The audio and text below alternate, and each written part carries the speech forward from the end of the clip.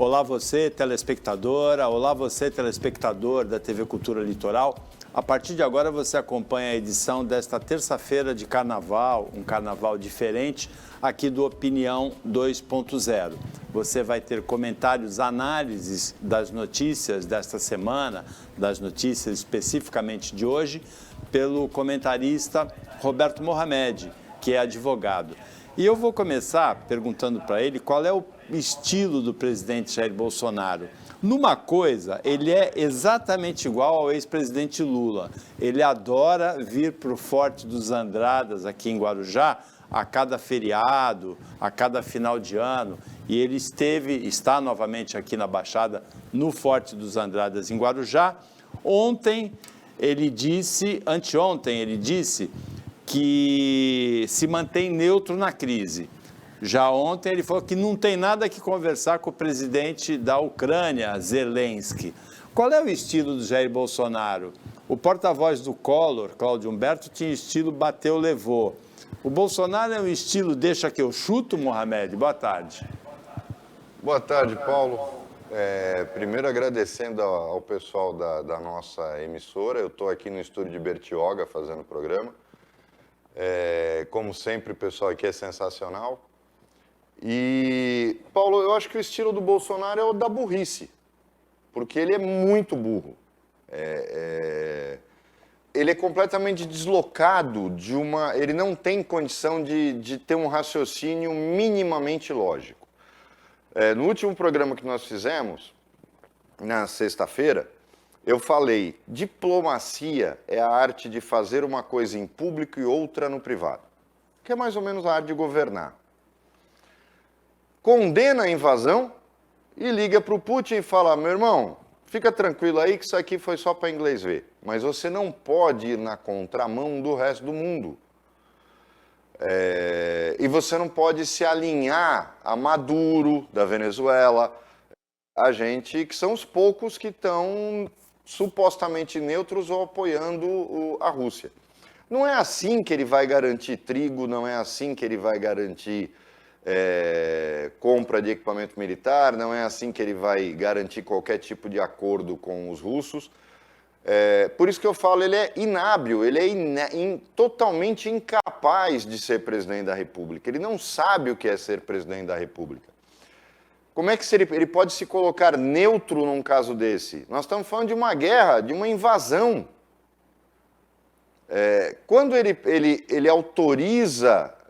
quando você admite neutralidade, significa você só tem duas razões para ser neutro, Paulo.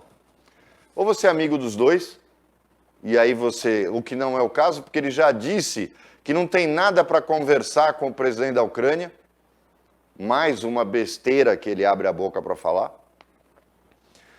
Então esse caso não é, que seria um dos dois únicos a justificar a neutralidade. Ou tirar alguma vantagem disso. Também eu não vejo aonde. O Brasil não tem relações com a Rússia tão estreitas assim. Quando se fala, eles são os nossos... No Brasil, é o país sul-americano que tem mais relações comerciais com a Rússia. Grande coisa, porque quase ninguém tem. Isso não quer dizer absolutamente nada. Então, eu não consigo entender, eu já disse também, tecnologia militar, a única coisa que a gente comprou dos russos foram aqueles helicópteros da FAB, o Mi-35, em 10 anos estão sendo aposentados por falta de manutenção, falta de peça de reposição, falta de logística. Então para que comprou aquilo? Como eu falei, o Bell Jet Ranger voou 60 anos na FAB, nunca faltou peça, nunca faltou problema e voou de forma operacional plena. Então, não há vantagem nenhuma nessa neutralidade. Então, o que justifica isso? Justifica a total incapacidade do Bolsonaro de ser presidente da República, de saber o que significa ser presidente da República. Esse é o grande problema dele. Quando ele aponta as duas coisas, nós somos neutros na crise, numa crise em que o mundo inteiro, até a China já se posicionou. Provavelmente a China viu que não é a hora de tomar Taiwan de novo, e agora já começou a se afastar do Putin. Quer dizer, se até a China está tomando posição, Como é que nós vamos ficar neutros? Mais uma vez, estamos na contramão da história por causa de um presidente que ele não é nem questão de ser ideológico, ele é burro. Ele realmente não sabe o que ele faz. Tem 3 aspectos interessantes aí a ser analisados nessa neutralidade. Primeiro, o governador de São Paulo, João Dória, ele postou nas redes sociais que, ao não assinar a carta da Organização dos Estados Americanos condenando a invasão russa à Ucrânia, o Brasil ficou ao lado de ditaduras como Cuba e Nicarágua e também Venezuela, que não é, né? Depois, ele diz que a neutralidade nesse conflito Rússia-Ucrânia significa, na verdade, desumanidade e parcialidade. O Marco Antônio Villa, comentarista político, ele disse que, eu ouvi o Bolsonaro dizendo, tá vendo, a Ucrânia elegeu um humorista, aí agora está arcando com as consequências. E o Marco Antônio Villa radicalizou também, disse que é melhor ter um humorista como presidente do que um miliciano. Agora, de tudo, o que mais impressiona nessa questão da neutralidade é que a Suíça, que tem uma tradição, sei lá se é milenar, mas é secular de neutralidade, a Suíça que não faz parte da União Europeia, que só ingressou na Organização das Nações Unidas em 2002 e fez constar a cláusula da neutralidade, que é uma tradição suíça em todos os conflitos, a Suíça saiu da neutralidade e adotou as sanções econômicas da União Europeia, da qual ela não faz parte, contra a Rússia. É muito impressionante esse fato da Suíça ter abandonado nessa questão uma neutralidade que é tradicionalíssima deles, não é, Mohamed? Porque a invasão da Ucrânia, por mais que você possa dar razão a alguns dos argumentos do Putin, como, por exemplo, é um absurdo a Ucrânia integrar a OTAN. Como eu já disse, a própria existência da OTAN é uma coisa que não se justifica mais. Com o fim do Pacto de Varsóvia, eram 2 organizações que se contrapunham, e a partir do momento que o Pacto de Varsóvia cai, não há razão para a existência da OTAN. Então, na verdade, Paulo, alguns argumentos do Putin têm razão. Só que ele perde toda a razão quando ele invade a Ucrânia. Essa história histórica, eu já disse no programa, a Ucrânia nunca foi um país, mas ela se tornou. Com o fim da União Soviética, Belarus e Ucrânia, que nunca foram países, sempre integraram a Rússia, desde o tempo do Império Russo, inclusive a Ucrânia é a mãe da Rússia. Quem for ler a história vê que o Império Russo começa no sul. Você não tem como justificar a invasão. O Putin poderia mostrar os dentes, poderia impor à União Europeia que o entendesse e o atendesse, podia se contrapor ao Biden no momento de fraqueza do Biden, ele realmente, poucas vezes eu vi um presidente tão fraco, mas jamais tem invadido a Ucrânia. Tem um outro lado também que é isso que dá a gente eleger um humorista. Eu acho que o Villa foi um pouco mais agressivo, porque o Bolsonaro é apoiado por milicianos. É que no nosso caso a comparação adequada é eles escolheram um humorista e nós elegemos um palhaço. Na verdade, a postura do presidente da Ucrânia é uma piada. Ele sabe, por exemplo, que o Estatuto da União Europeia não permite que ele assine uma filiação se ele estiver em guerra. Então não tem valor nenhum o que ele fez ontem, assinando a filiação à União Europeia, além de provocar mais ainda os russos. Ele é despreparado, eu vou confessar a você, ele me lembra um pouco a Dilma. Não tem, né? Ele é um cara que caiu de paraquedas, como o Bolsonaro caiu de paraquedas. O Bolsonaro tem o menor preparo para ser presidente da República. A Ucrânia passa por esse problema. Mas, em contrapartida, Paulo, o Putin jamais poderia ter feito o que fez. Então, a neutralidade que estava de forma tácita Quando o Brasil se recusou a assinar o documento da OEA, se posicionando ao lado de Cuba, Nicarágua e Venezuela, a coisa ficou escrachada. E sem razão. Você entende a razão ideológica de Cuba. O alinhamento com a Rússia é automático. Ainda é. O alinhamento da Nicarágua é tudo que os Estados Unidos decidem, a ditadura nicaragüense é contra. E o Maduro é a mesma coisa. Mas no caso do Brasil, o Brasil não tem nenhuma relação de amizade com os dois que o justifique a neutralidade. E segundo, o Brasil não tem vantagem nenhuma na neutralidade. Então, o que este psicopata está fazendo que determinou que o Brasil não assinasse o documento da OEA? Se colocando contra o resto do mundo. Na diplomacia, o que a gente busca é vantagem. Nenhum país na diplomacia é amigo de ninguém. O Brasil vai tirar que vantagem se posicionando contra todo o resto do mundo, se alinhando a países que sequer existem no mapa. Então, eu não consigo entender alguém achar que isso é prova de força. Força do quê? Não tem razão nenhuma. E desautorizar o Mourão, que foi a única pessoa do governo capaz de emitir uma opinião sensata, ele fala uma bobagem. Quer dizer, eu não consigo entender. Aí, como eu comentei aí no programa, você tem que ouvir aquele pessoal da Jovem Pan falando uma besteira atrás da outra, de Brasil para a guerra. Ninguém foi para a guerra. Nós estamos falando de condenar um ato que atenta contra a soberania de um país, que não importa quanto tempo ele nasceu. Se a Ucrânia é um país jovem, ou um país milenar, não interessa. Nós não estamos discutindo isso. É um país soberano, que tem assento na ONU, reconhecido por todas as nações, inclusive o Brasil. O Brasil tem embaixada na Ucrânia. Então, por que se manter neutro? Simplesmente porque ele tem problema mental, como a gente já cansou de falar aqui no programa, e não é possível que as pessoas não enxerguem isso. Agora veja, o presidente russo Vladimir Putin, autocrata, ele passa a sofrer alguns tipos de pressão. Uma dessas pressões é dos os bilionários russos que apoiam o Putin, né? Eles tiveram bens congelados em países da União Europeia, nos Estados Unidos, inclusive somas em dinheiro, quantias em dinheiro.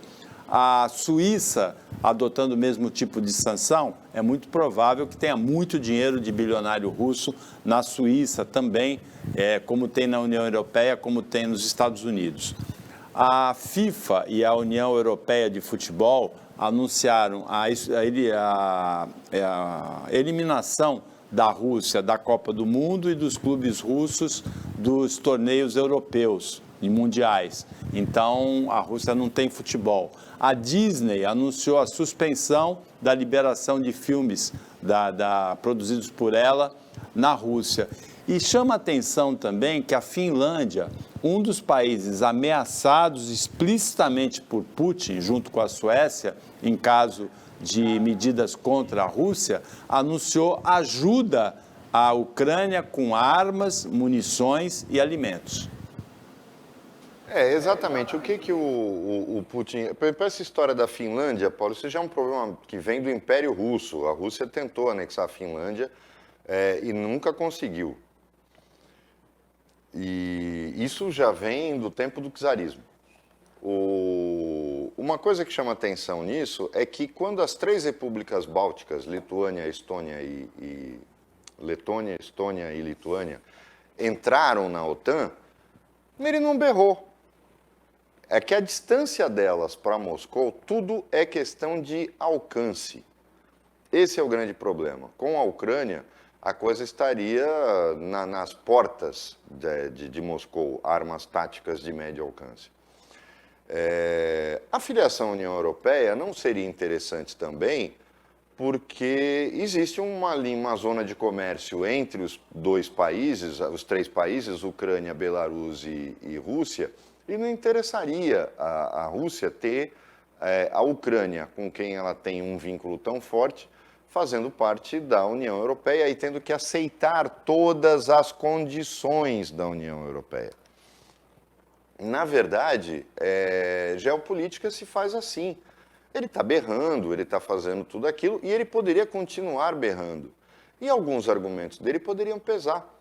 O que eu não consigo aceitar é que se mantenha uma neutralidade em relação a uma invasão, a um desrespeito à soberania, no mundo de hoje. O que o Putin está fazendo é se colocar contra o mundo todo. E ele pode ficar rugindo o quanto ele quiser, só que não esqueçam, o czar achava que mandava também. Então, Gorbachev achou que a coisa estava sob controle. Governos caem. Eu não consigo ver mais a condição do Putin, talvez, e ele é um estrategista, ninguém nega o passado dele, a origem dele como agente da KGB, mas também não o coloca como infalível.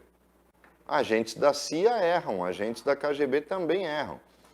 E ele pode ter subestimado a reação do mundo e subestimado a capacidade de reação da Ucrânia.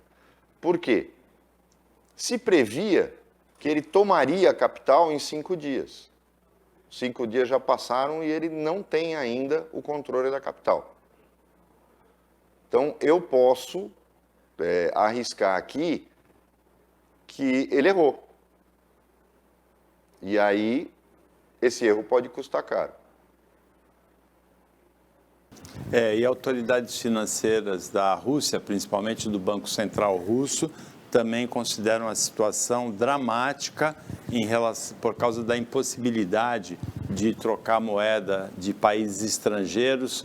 Eles sentem a economia russa muito asfixiada. Opinião 2.0 volta depois do intervalo.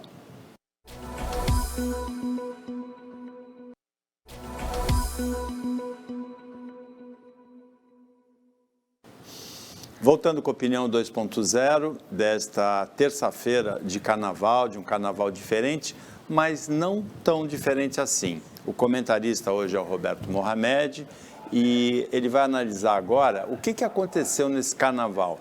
Primeiro, aconteceu um fenômeno interessante, uma multiplicação de festas particulares de carnaval por todo o país. Em todas as capitais, em todas as grandes cidades, há festas de carnaval particulares, porque houve um vácuo. O país está acostumado a celebrar o carnaval e já que não há desfile de escolas de samba, já que não há, ou pelo menos que não deveria haver, blocos de rua, estariam proibidos, houve a formação de um vácuo que foi preenchido em parte por essas festas.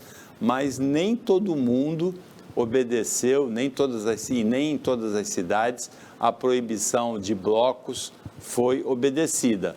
No Rio de Janeiro, os blocos estão parados, mas estão se reunindo. Em São Paulo, muito menos, né? O Carnaval de São Paulo, que é muito forte de rua nos últimos anos, é praticamente nulo esse ano.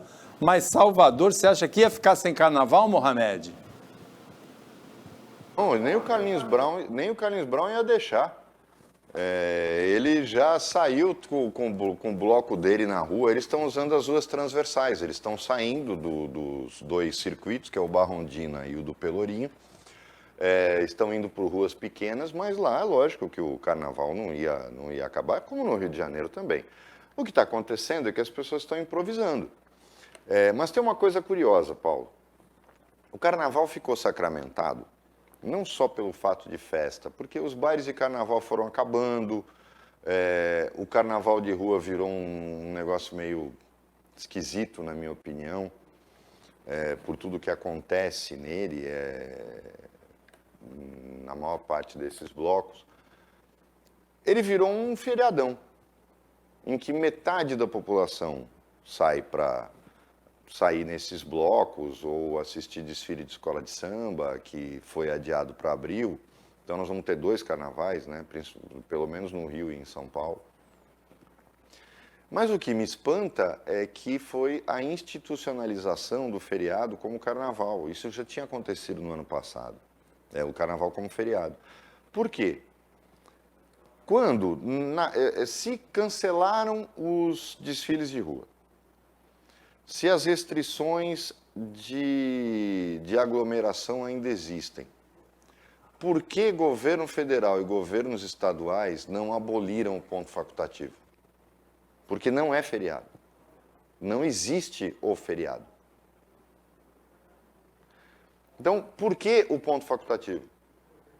Por que não manter a normalidade? Impedir, porque se a empresa privada não tiver do Estado o exemplo, ela não para. O carnaval não aconteceria. Porque eu também não vejo sentido nele se tornar um feriado. Nós já temos agora um feriado pela frente, que é a Semana Santa. É incrível como esse país não se dá conta que ele precisa produzir. E a gente continua com a mesma mentalidade de país do futebol, da cachaça e do samba. E a gente não vai deixar isso nunca. Eu não consigo conceber que um país, passando pela crise que nós temos, inclusive de desabastecimento em alguns setores, e todo mundo está acompanhando isso, com uma inflação como a gente tem, você tenha ponto facultativo de segunda e terça. Num carnaval que não vai acontecer, está proibido. Estão acontecendo festas particulares, eu entendo, mas qual a razão de ser desse feriadão no mês de fevereiro? Se a gente já tem um feriado, que é feriado por lei, a Sexta-feira Santa, já daqui a 2 meses, um mês. Então, eu não consigo aceitar um país que continua fazendo piada com coisa séria, que é o caso do Brasil. Mas você vê, a partir do momento que deram o feriado, ou seja, porque o ponto facultativo no Brasil vira feriado, e aí as empresas tiveram que aderir. Eu vou dar um exemplo. Eu tenho um escritório de advocacia com 20 funcionários. O fórum fecha segunda e terça, eu vou abrir para quê? Não tem sentido nisso. Os bancos vão ficar abertos para quê, se eles não vão ter movimento? Então, aí você se pergunta, mas qual a razão disso? Qual é a justificativa para que o ponto facultativo do carnaval e a sua consequente transformação em feriado existisse no momento em que o país passa por uma crise que as pessoas talvez não estejam ainda conseguindo visualizar? Com a inflação que nós temos, o desabastecimento de determinados setores e uma crise política permanente, a gente está caminhando para onde? A gente está caminhando para um buraco. Mas parece que é muito difícil as pessoas entenderem isso. Na verdade, o carnaval, o único estado brasileiro em que a terça-feira de carnaval é feriado é o Rio de Janeiro. O Mohamed tem razão, não é feriado nos outros lugares, só no Rio de Janeiro. Agora, Mohamed, tem algumas coisas que são difíceis de entender. O futebol tem público. Na Vila Belmiro, no domingo, tinha 8.500 pessoas assistindo a Santos e Novo Horizontino. Na Arena do Corinthians, no sábado, tinha 30 mil pessoas assistindo Corinthians 1, Bragantino 0. O jogo de futebol pode. O carnaval das escolas de samba não pode. Os cruzeiros que estavam proibidos até agora foram liberados pelo Ministério da Saúde a partir de 7 de março, Mohamed. Essa dos cruzeiros foi uma piada. Eu não consigo entender algumas coisas que o Ministério faz. Vou explicar por quê. A gente vai ter um aumento de casos em virtude do carnaval. Todo mundo já sabe disso. Todo o sistema de saúde está preparado para um aumento de casos, como aconteceu logo depois do Réveillon. Isso a gente sabe que vai acontecer. E justamente aí, quando eu aumento o número de infectados, eu autorizo os cruzeiros para rodar um mês. Um mês, porque a temporada acaba em abril. Qual a razão disso?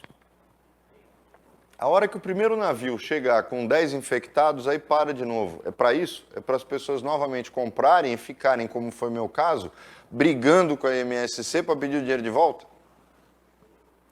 É só para isso, Paulo. Eu não consigo entender. É por isso que eu falo que um governo, quando ele é incompetente, ele atrapalha muito a vida das pessoas. Qual a razão da volta? Já tinha que ter deixado suspenso e só o ano que vem, filho. Agora você não vai fazer isso. Eu ouvi uma informação de que as companhias que mandaram esses navios para cá não querem que eles voltem. Isso foi o que eu ouvi. Não sei, a gente podia tentar descobrir isso. Quem sabe até seria interessante a gente levar alguém da MSC. Eu não me refiro à Costa, porque a MSC tem um prédio em Santos, ela tem sede em Santos. Da gente levar alguém da MSC para explicar o que está acontecendo. Né? Se isso é verdade. Se for verdade, é porque eles entendem que sai, em termos de relação custo-benefício, melhor deixar esses navios aqui e fazer uma temporada de cruzeiro permanente, ou seja, de janeiro a dezembro. Então poderia esperar um pouco mais, pelo menos passar a muvuca do carnaval e as suas consequências de contaminação e estender essa temporada, inclusive fazendo uma temporada de inverno, que seria uma novidade. Porque as companhias, pelo que eu entendi, porque os cruzeiros também estão suspensos em alguns países europeus, e lá é inverno, não haveria razão para esses navios subirem em direção à Europa. E eles permaneceriam aqui. Se não me engano, são 4, né? 2 da Costa e 2 da MSC. E nós poderíamos fazer a tentativa, o teste de uma temporada permanente. Não esquecendo que uma temporada permanente reduziria custos. É lógico, porque é economia de escala. Você passa a ter mais viagens, distribui o faturamento ao longo do ano, e eu acho que tem público para isso. E aí você consegue fazer baixar o custo do cruzeiro no Brasil, podendo fazê-lo até, já que você está com os navios parados aqui o ano inteiro, indo até o Cone Sul, na América do Sul, fazendo a volta, indo até o Chile, como já existem cruzeiros que saem da Argentina com esse sentido. Então, eu acho que talvez a gente pudesse estar visualizando uma mudança na rota dos cruzeiros. Agora, voltar em março, para mim, Paulo, a hora que descer o primeiro infectado do navio, para de novo. Para finalizar esse bloco em que a gente comenta o carnaval, temporada de cruzeiros, futebol, o que pode, o que não pode, nesse período em que a gente ainda tem pandemia, a média móvel de mortes, a média diária de mortes na Baixada é quase 10 mortes por Covid por dia ainda. No Brasil, baixou de 700, mas continua alta, quase 700, em volta de 700 mortes por dia. Ainda é muita coisa. A gente parece que está caminhando para o final da pandemia, mas ainda tem pandemia. Agora, a grande surpresa desse carnaval é que Salvador não deu ponto facultativo para os servidores municipais. Não ter dado ponto facultativo segunda, terça e quarta, os serviços públicos em Salvador funcionam nesse carnaval, o funcionário público de Salvador trabalha, não teve revolução, né, Mohamed? Mesmo sem ponto facultativo no carnaval em Salvador. Não, mas foi a prefeitura, não é isso, Paulo? A prefeitura de Salvador. Então, vamos pensar, foi a prefeitura, né, o ACM Neto, que não deu ponto facultativo. Só que o governo do estado deu. O prefeito é Bruno Reis, o sucessor do ACM Neto, né? Ah, sim, desculpem. Foi feito por ele. O ACM Neto é candidato ao governo do estado. Mas o grande problema lá é que a prefeitura não deu ponto facultativo, mas o governo do estado deu.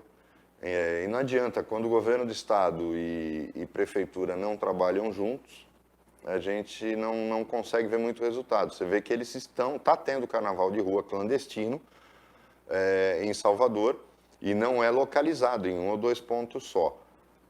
Mas o que chama atenção, e aí é que você está certo, não houve rebelião de funcionário público.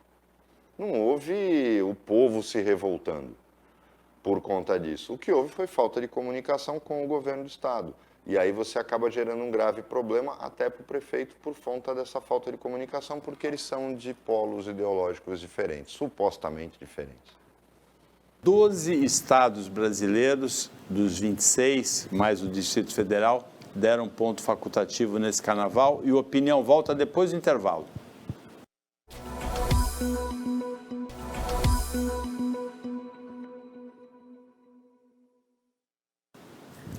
Voltando com a opinião 2.0 desta terça-feira, Roberto Mohamed, advogado, comenta as notícias com você. Passa despercebido nesse momento de guerra entre Rússia e Ucrânia, invasão da Ucrânia pela Rússia, e também nesse momento ainda em que a gente discute Covid. Lógico que a Covid saiu um pouquinho de cena, entrou no lugar a guerra. Mas ontem, o painel intergovernamental sobre mudanças climáticas, o IPCC, que é lastreado pela Organização das Nações Unidas e que reúne 300 cientistas e estudiosos desse tema, publicou um relatório. Nesse relatório está escrito que as mudanças climáticas são efeito, sim, da ação humana e que o risco de morte existe para 3 bilhões e 300 milhões de pessoas. É catastrofista essa previsão, que inclui na zona de risco a América do Sul, Mohamed? Olha, eu acho que fica... Eu sempre me pergunto o seguinte, como é que esses caras conseguem fazer esse tipo de previsão? E aí você pega outros cientistas que dão números completamente diferentes. Eu sempre olho com reserva essa questão das mudanças climáticas, né? Porque elas acabam sempre servindo de justificativa para os países ricos condenarem mais ainda os países pobres ao atraso. Os maiores poluidores do mundo não são os países subdesenvolvidos, são os países ricos. Então eu acho que eles têm que dar o exemplo primeiro, ao invés de ficar apavorando o resto do mundo. Isso, para mim, é uma coisa definida. O que não significa que eu estou apoiando esses boçais que existem, por exemplo, no governo Bolsonaro, que são contra tudo que preserve o meio ambiente. Eu não estou falando disso. Mas eu também já manifestei aqui, Paulo, porque tem promotor de justiça do MP Ambiental que, quando vê esse tipo de relatório, sai querendo fechar tudo que é lugar, sai querendo bloquear tudo porque acha que está fazendo a parte dele. Mas, na verdade, é só a opinião dele. Eu acho que a gente deu poder demais para uma instituição só que não tem controle. Tá? Essa é que é a verdade. E a gente tem que acabar com um dogma que o Ministério Público pensa no povo. Tem promotor corrupto, do mesmo jeito que tem juiz corrupto e que tem político corrupto. Nenhuma instituição pode estar acima das outras. E no Brasil, falam da ditadura do judiciário, eu vou além. A ditadura muito pior é a do Ministério Público. Basta um promotor de justiça cismar com alguma coisa e você joga fora empregos, você joga fora desenvolvimento, você joga fora muitas vezes o futuro de uma cidade. Por causa de uma pessoa. Só isso já é uma coisa inconcebível. E é isso que a gente vive no Brasil hoje. Então, tem que se tomar muito cuidado com a reação a esse tipo de relatório, que eu acho que deve ser questionado. Ele pode estar certo? Pode. Mas como é que eles chegaram nesses números? Que capacidade de precisão eles têm numa situação dessa, que é praticamente dizer que o mundo vai acabar? Eu acho que a gente tem que ter um pouco de bom senso, não é negar de forma taxativa, mas a gente não pode se recusar a questionar esse tipo de resultado produzido por um relatório que está praticamente dizendo que o mundo vai acabar. Eu acho que não é por aí. Né? E meu medo é que muito promotor leia esse relatório e aí saia mandando fechar tudo pela frente, porque eles vão acreditar que o mundo vai acabar. Falando em MP, Paulo, eu vou reiterar um convite que a gente fez, e espero que seja rápido, porque eu não tenho muita paciência para certas coisas, para o Ademário ir no programa. Eu acho importante ele estar junto para explicar algumas coisas. E já vou deixar claro, se ele não for, a gente vai entregar a denúncia toda. Porque o que aconteceu naquele abrigo de idosos é criminoso. Mas todo o processo de licitação foi criminoso. E eu vou denunciar tudo. Então, eu espero estar do lado do prefeito para que ele possa se explicar. Se não,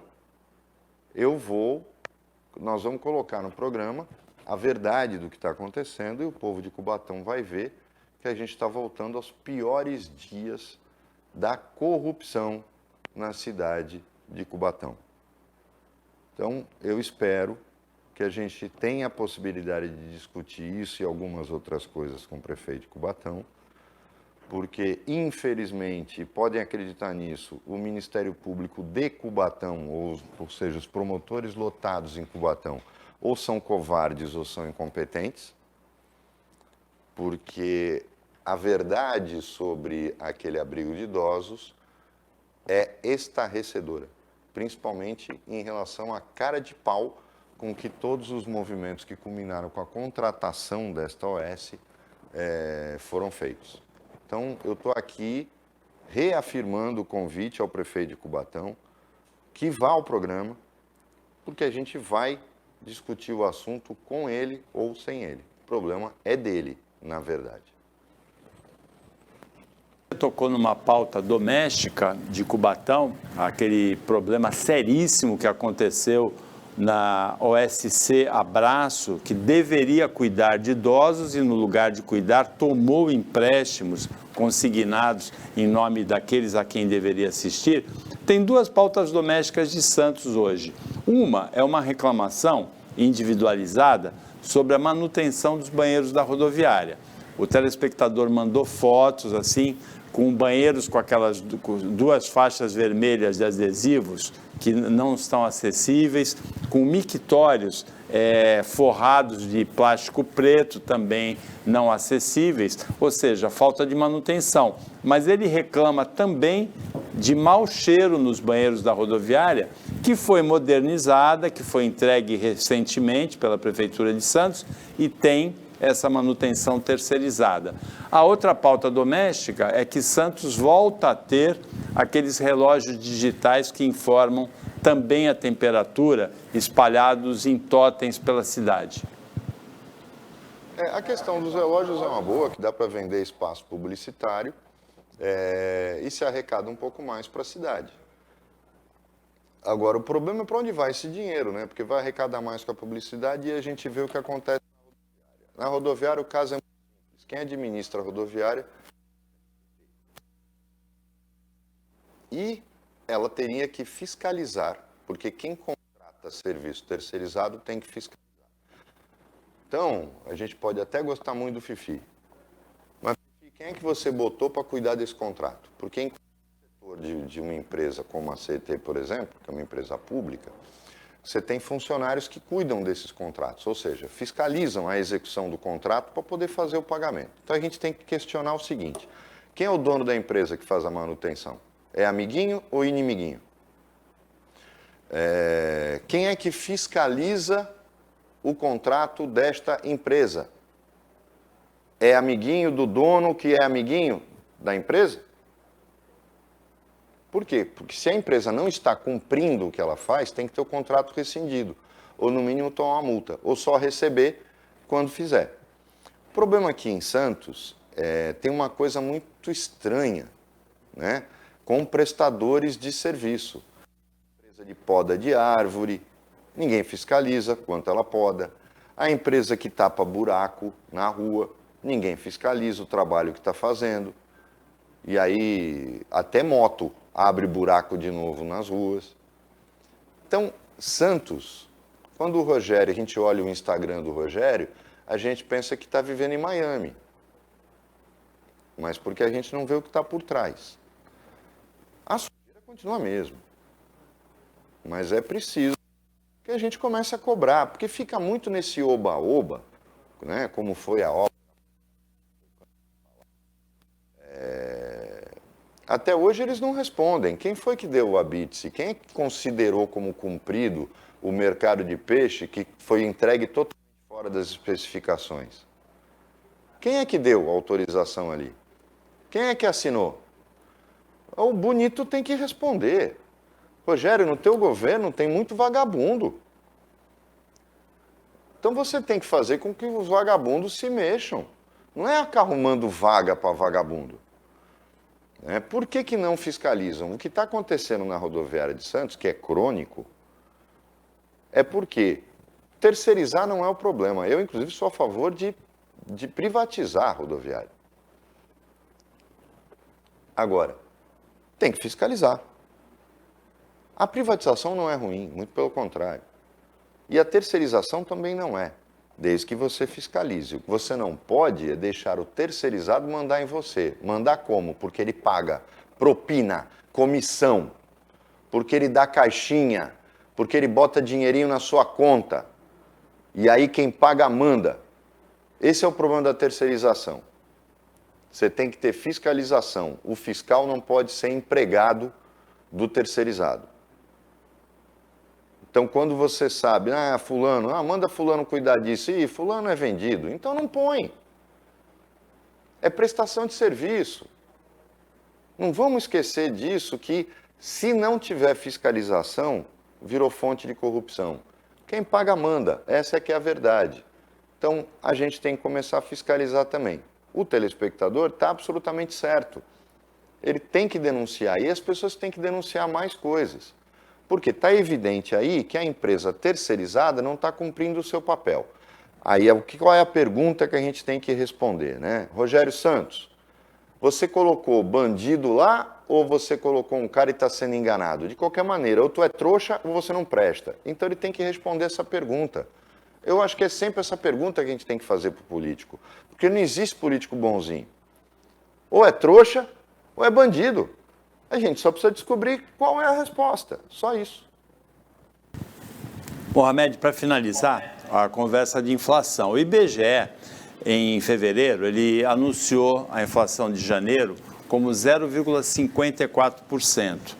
Agora, a Federação do Comércio de São Paulo divulgou dados referentes também a janeiro, em que a inflação dos alimentos foi maior que essa e pesa, então, muito mais na Bolsa, no orçamento das camadas de menor renda, e apresenta itens assim como pão francês, 2,6%, alface, 11%, a carne bovina, 5,2%, ou seja, vários índices de inflação em alimentos importantes acima dos 0,54% do índice de preço ao consumidor amplo, IPCA, que é pesquisado pelo IBGE.